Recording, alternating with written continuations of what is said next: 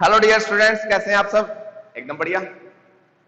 तो dear students, आज का हमारा टॉपिक है अर्थ मैग्नेटिज्म का मैग्नेटिक एलिमेंट्स। Magnetic elements. भाई मैग्नेटिक एलिमेंट्स क्या होते हैं? मैग्नेटिक एलिमेंट्स का मतलब है कि अर्थ मैग्नेटिक फील्ड के ऊपर, अर्थ का मैग्नेटिक फील्ड है तो अर्थ का मैग्नेटिक फील्ड को हम किसी भी पॉइंट पे निकालना चाहेंगे। अभी अर्थ का इक्वेटर पे क्या है, पोल पे क्या है, किसी भी पॉइंट पे क्या है, तो जो एलिमेंट्स या जो क्वांटिटीज अर्थ के मैग्नेटिक फील्ड की कंप्लीटली मैग्नीट्यूड और डायरेक्शन दे किसी भी पॉइंट पे, उसे हम क्या बोलते हैं? मैग्नेटिक एलिमेंट्स बोलते हैं। ठीक है, means the magnetic elements are the quantities which can describe magnitude as well as direction of earth magnetic field at that place is called magnetic elements। समझ में आ गया? मैग्नेटिक एलिमेंट्स होते हैं तीन। फर्स्ट देखिए, एंगल ऑफ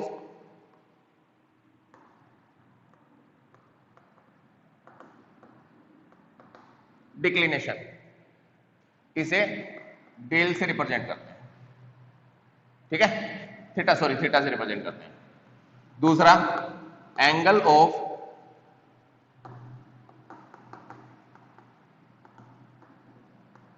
इंक्लिनेशन, इसे del से रिप्रेजेंट करते हैं। इसे डिप बोलते हैं, एंगल ऑफ डिप भी बोलते हैं। एंगल ऑफ डिप भी बोलते हैं। ठीक है, एंगल ऑफ इंक्लिनेशन को एंगल ऑफ डिप भी बोलते हैं। तीसरा होता है हॉरिजॉन्टल कंपोनेंट।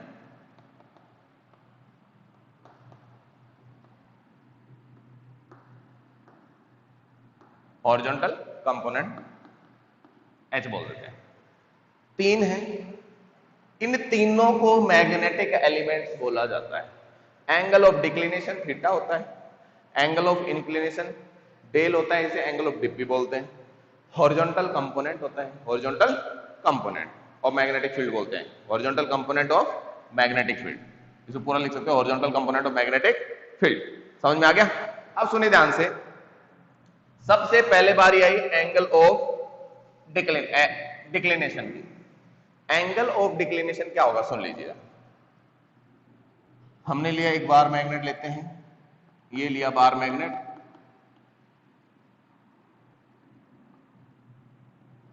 ये लिया, नॉर्थ पोल है, साउथ पोल है। ठीक है, ये लिया।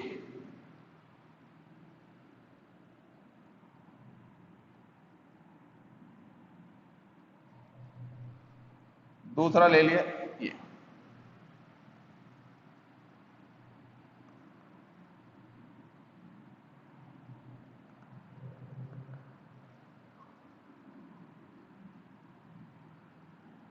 इसे बोलते हैं मैग्नेटिक मेरिडियन।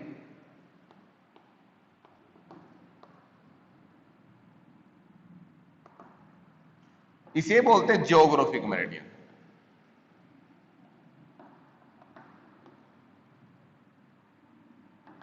जियोग्राफिक, ये होता है मैग्नेटिक मेरिडियन और ये होता है जियोग्राफिक मेरिडियन। मतलब ये मैग्नेट है तो इसका बिल्कुल जो मिड पॉइंट ये है प्लेन होता है, इसे मेरिडियन पॉइंट बोलते हैं। Meridian point. अगर भाई ये बार मैग्नेट या तुमने कोई भी मैग्नेट लिया ऐसे, ठीक है, इस तरीके से लिया हमने, तो ये जो है बार मैग्नेट, ये नॉर्थ पोल इधर दिखाएगा।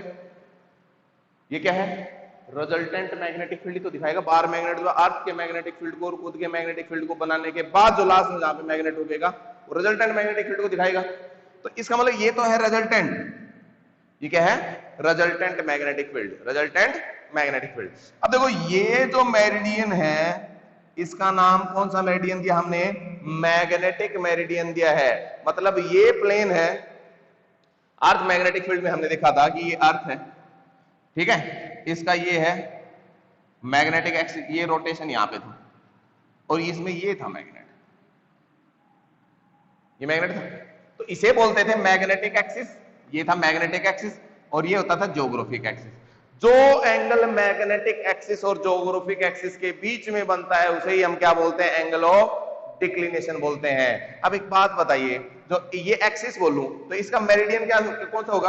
अगर देखा तो ये मैग्नेट है, ये सपोज ये मान लो नॉर्थ है, ये साउथ है, तो तो ये इसका मेरिडियन पॉइंट कौन सा होगा? ये इक्वेटर पे बोल सकते हैं हम, मेरिडियन पॉइंट में बोल लूं इसका, तो इसको हम ऐसे रिप्रेजेंट कर देंगे। और इसका अर्थ का किधर आएगा? अर्थ का इधर आएगा। इसका मतलब क्या हुआ कि भाई जो एंगल, ये एंगल और ये एंगल, ये दोनों एंगल के बीच में थीटा ये है, तो इन दोनों प्लेन के बीच में ये एंगल भी क्या होगा? थीटा ही होगा कि नहीं होगा बताओ? इसका मतलब ये तो मेरिडियन ही तो होगी और ये एक्सिस होगी। तो मैग्नेटिक एक्सिस और ज्योग्राफिक एक्सिस, और क्या बोल सकते हैं दूसरा, मैग्नेटिक मेरिडियन और ज्योग्राफिक मेरिडियन के बीच का जो एंगल होगा उसे हम क्या बोलेंगे? उसे हम बोलेंगे एंगल ऑफ डिक्लिनेशन। तो भाई ये कौन सा एंगल बन गया? ये जो एंगल है इसका नाम है थीटा, और इसी एंगल को हम क्या बोलते हैं? एंगल ऑफ डिक्लिनेशन और थीटा। समझ में आ गया? ये जो एंगल है, ये जो एंगल है, ये जो एंगल है, तीनों के अपन क्या बोलते हैं? एक ही चीज है ये। 3D में अलग अलग बता सकते हैं भले ही, है चीज एक। समझ में आ गया? इन एंगल्स को हम क्या बोलते हैं? एंगल ऑफ डिक्लिनेशन बोलते हैं। समझ में आया? चलिए अब बारी आई इंक्लिनेशन की। सेकंड आता है एंगल ऑफ डिक्लिनेशन। समझ में आ गया? एंगल ऑफ डिक्लिनेशन की अगर डेफिनेशन लिखना चाहो तो क्या बोल सकते हो? The angle between the magnetic axis and the geographic axis is called angle of declination. Second definition, the angle between magnetic meridian and the geographic meridian is called angle of, कौन सा होगा? डिक्लिनेशन। ठीक है, हो गया। Second पे आते हैं, angle of inclination. Second point क्या है? एंगल ऑफ इंक्लिनेशन और एंगल ऑफ डेल्टा। अब देखो ध्यान से सुनो भाई, ये किसको रिप्रेजेंट कर रहा है? ये जो एक्सिस है, ये सीधी लाइन है, ये किसको रिप्रेजेंट कर रही है? रिजल्टेंट मैग्नेटिक फील्ड को, आर को। रिजल्टेंट को नाम दे दिया मैंने, आर दे दिया। ठीक है, ठीक है भाई। इसका ये देखो, ये है इसका हॉरिजॉन्टल कंपोनेंट, इसको बोलते हैं H, और ये इसका है वर्टिकल कंपोनेंट। ये क्या हो गया? हॉरिजॉन्टल कंपोनेंट, और दूसरा कौन सा हो गया? Vertical component V। तो भाई जो एंगल इंक्लिनेशन की बात कर रहे हैं अपन, जो एंगल रिजल्टेंट के बीच में और horizontal component of earth magnetic field के बीच में जो होगा उसे ही अपन क्या बोलेंगे? एंगल ऑफ इंक्लिनेशन और एंगल ऑफ डिप। देखो हॉरिजॉन्टल के बीच में और रिजल्टेंट के बीच में जो एंगल होगा उसे क्या बोलेंगे? एंगल ऑफ डिप और एंगल ऑफ इंक्लिनेशन। ध्यान रखना, समझ में आ गया? अरे कई बार इसमें सबसे बड़ा कंफ्यूजन क्या होता है? एंगल ऑफ डिप को डिक्लिनेशन बोल देते हैं, जबकि गलत है। एंगल ऑफ इंक्लिनेशन डिप होता है, angle of inclination angle of dip होता है, एंगल ऑफ डिक्लिनेशन अलग होता है। समझ में आ गया? तो कभी डिप और डिक्लिनेशन क्योंकि नाम मिलता है ना, तो कई बार ऐसे गड़बड़ कर देते हैं। इधर देखिए, तो कौन सा बताया मैंने? डेल। कौन सा एंगल हुआ? रिजल्टेंट के बीच में और हॉरिजॉन्टल कंपोनेंट के बीच में जो अर्थ मैग्नेटिक फील्ड का है वो एंगल, एंगल ऑफ कौन सा होता है? इंक्लिनेशन।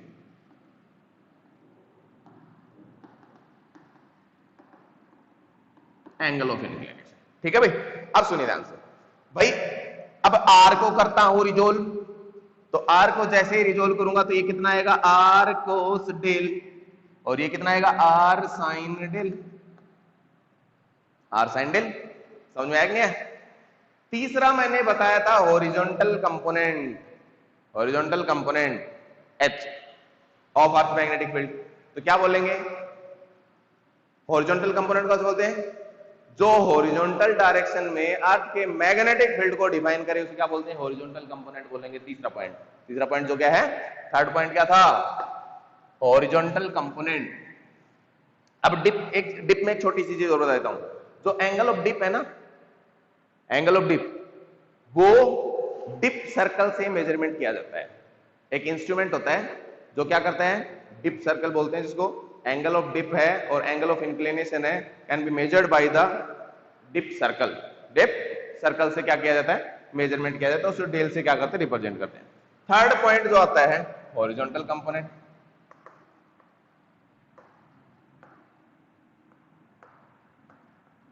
Horizontal component x.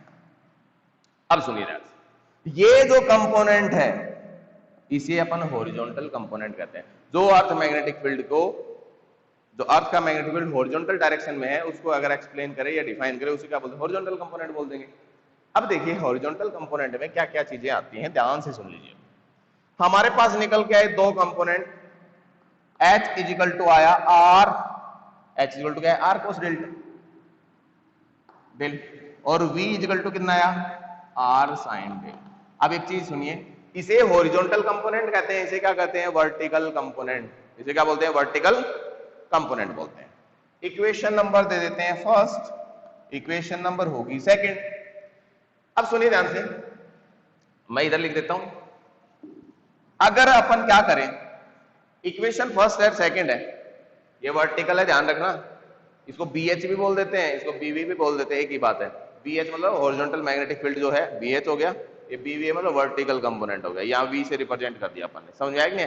इसी को अपन ये भी लिख सकते हैं, BH और BV भी लिख सकते हैं, ठीक है, एक ही बात है, समझ में आ गया? अब क्या करें, इक्वेशन नंबर फर्स्ट और सेकंड को स्क्वायर करके ऐड कर दें। Squaring and adding equation first and second, and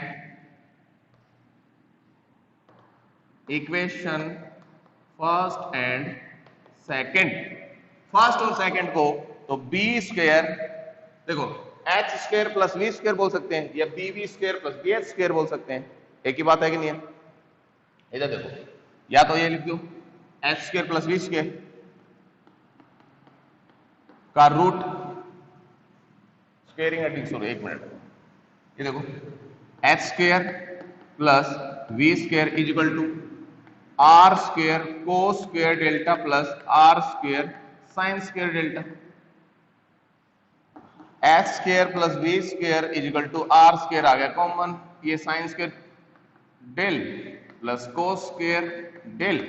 भाई sine square del plus cos square del क्या होता है बताओ जल्दी से? अरे 1 होता है। तो sine square del plus cos square del is equal to 1। तो H square plus V square का रूट इज इक्वल टू, या लिख सकते हैं रूट तो बाद में लगा देंगे, इस आर स्क्वायर, आर की वैल्यू कितनी हुई? H square plus V square का रूट हो गया, ये रिजल्टेंट आ गया। ये क्या आ गया? Resultant magnetic field, resultant magnetic field. समझ में आ गया कि नहीं आ गया? इसी को अपन लिख सकते हैं दूसरा, R is equal to BH square plus BV square का रूट, ये भी लिख सकते हैं क्योंकि BH हॉरिजॉन्टल कंपोनेंट है, BH लिख दो, या H लिख दिया मैंने डायरेक्ट, ठीक है। दूसरी चीज इसी के अंदर क्या आई, अगर रिजल्टेंट तो आ गया ये इक्वेशन नंबर थर्ड बोल सकते, ठीक है। अब क्या किया जाए, अब हम निकालना डायरेक्शन। अगर डायरेक्शन मतलब डेल की वैल्यू कितनी आएगी, एक काम करते हैं दोनों को डिवाइड कर दें, सेकंड डिवाइड बाय फर्स्ट, तो मैं लिख सकता हूं equation number second divide by first, equation second divided by first. तो क्या किया जाए, ये यहां पे कितना आएगा B divide by BH is equal to, यहां पे कितना है R sine delta upon R cos delta, R sine del R cos del, sine R से आर उड़ा दिया, sine del upon cos del कितना बच गया? tan del. तो हम लिख सकते हैं tan डेल। अब मैं यहां भी लिख देता हूं भैया, इधर लिख रहा हूं उसको, वहां से क्या आया tan del equal to BV by BH, BV by BH। अगर वर्टिकल निकालना हो तो BV equal to BH tan del. मतलब हमें बोल दिया जाए कि एंगल ऑफ डिप है 30 डिग्री है, बोल दिया जाए एंगल ऑफ डिप है 30 डिग्री है, और हॉरिजॉन्टल मैग्नेटिक फील्ड है वो है 2 × 10⁻³ Tesla. Find the vertical component. तो सीधा सीधा क्या करोगे, BV BH के मतलब 2 × 10⁻³ बताई मैंने सपोज, और tan डेल tan 30 क्वेश्चन बताया, इसको सोल्व कर दो, आंसर आ गया। वर्टिकल कंपोनेंट आ गया कि नहीं आ गया, है ना? ये क्या आ गया हमारा vertical component of earth magnetic field. अब एक काम करो फटाफट से, वेरी गुड, इसको नोट कर लो, इसको नोट कर लो जल्दी से।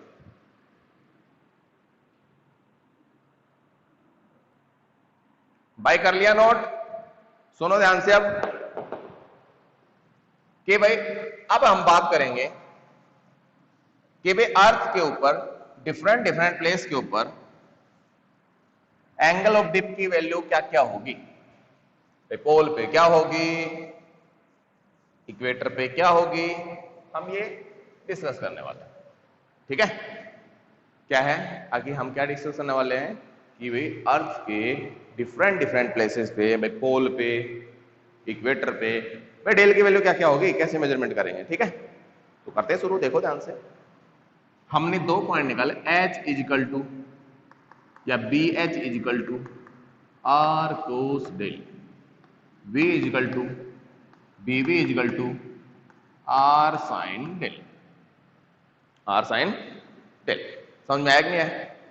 अब सुनो, 2 पॉइंट निकल के आए, R साइन डेल और R कोस डेल। सबसे पहले बात करते हैं कि देखो ध्यान से, ये अर्थ, सपोज ये पोल है, इसके नॉर्थ पोल है, ये है साउथ पोल, सपोज करो। ठीक है, ये पोल।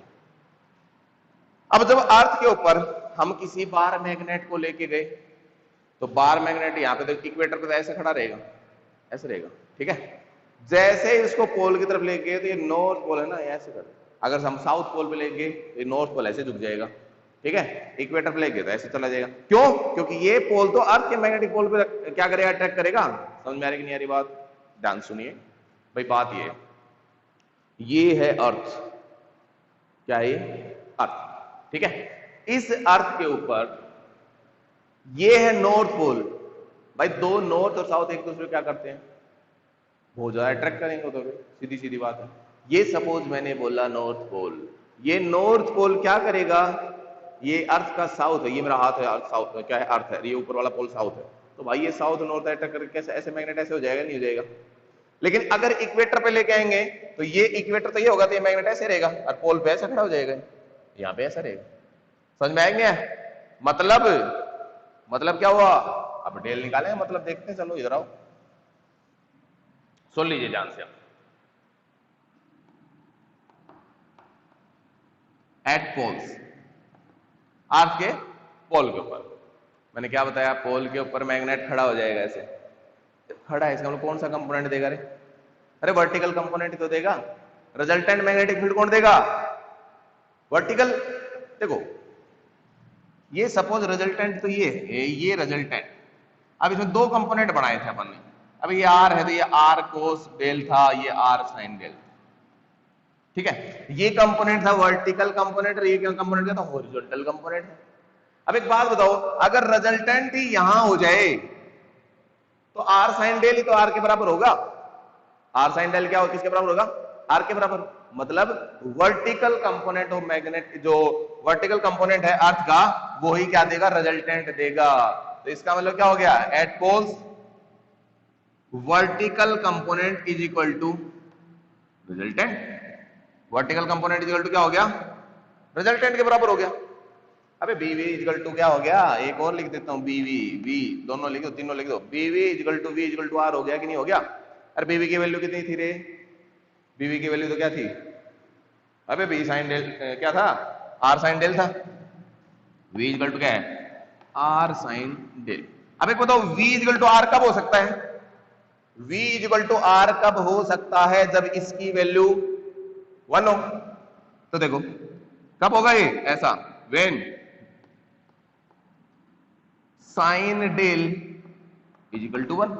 कब? जब sine del is equal to क्या होगा, 1 होगा, तभी हो सकता है ऐसा काम। तो कोई दिक्कत नहीं है। अब सुन लीजिए भाई ध्यान से, अब क्या करते हैं, साइन डेल की वैल्यू 1 आई तो डेल की वैल्यू कितनी रहे? सीधी सीधी बात है, डेल इज इक्वल टू 90। इसका नाम क्या था, एंगल ऑफ इंक्लिनेशन और एंगल ऑफ डिप, है ना। मतलब क्या निकला, मतलब ये निकला कि अर्थ के पोल के ऊपर एंगल ऑफ कौन सा, इंक्लिनेशन 90 डिग्री होगा। Angle of inclination at the pole of the earth is 90 degree. मतलब सीधी सीधी बात यह है, तुम पोल के ऊपर मैग्नेट को, बार मैग्नेट को लेके जाओगे तो कंपास निडल ऐसे खड़ी हो जाएगी। ऐसे खड़ी हो जाएगी। समझ में आएगा? तो इसका मतलब क्या हो गया, डेल की वैल्यू 90 डिग्री। नोट कर लेना इसको, at the pole of earth angle of inclination और angle of dip is 90 degree, del is equal to 90 degree. कर लिया नोट? तो इसमें यहां पे फिर हॉरिजॉन्टल की बात क्या है, हॉरिजॉन्टल वाली बात क्या है, देखो ध्यान से, यहां पे दूसरे तरीके से बता सकते हैं। हॉरिजॉन्टल में तो मैग्नेट था ही नहीं, वर्टिकल खड़ा है, इसका मतलब हॉरिजॉन्टल कंपोनेंट तो जीरो। इसका मतलब क्या हो गया, H is equal to zero. H equal to क्या हो गया, जीरो। तो इसका मतलब कितना हो गया, H की वैल्यू जीरो। तो इसका मतलब क्या हो गया, H की वैल्यू क्या थी, R cos del equal to zero. यहां से भी क्या है निकल के, cos डेल इक्वल टू, ये जीरो कब होगा, रिजल्टेंट तो जीरो है नहीं, cos डेल की वैल्यू जीरो है, cos डेल की वैल्यू जीरो, इसका मतलब cos del equal to zero. तो डेल इक्वल टू यहां पे भी कितना आया रे, cos की वैल्यू 90 पे तो जीरो होती है, यहां पे भी 90 डिग्री निकल के आया। तो चाहे इससे ले लो चाहे इससे, वैसे इससे सही रहता है, क्यों, क्योंकि वर्टिकल रिजल्टेंट देगा इसके अंदर, वर्टिकल कंपोनेंट ही क्या देगा, रिजल्टेंट देगा। समझ में आया? चलो नोट कर लो फटाफट से, कर लिया? चलो देखो इधर, एट इक्वेटर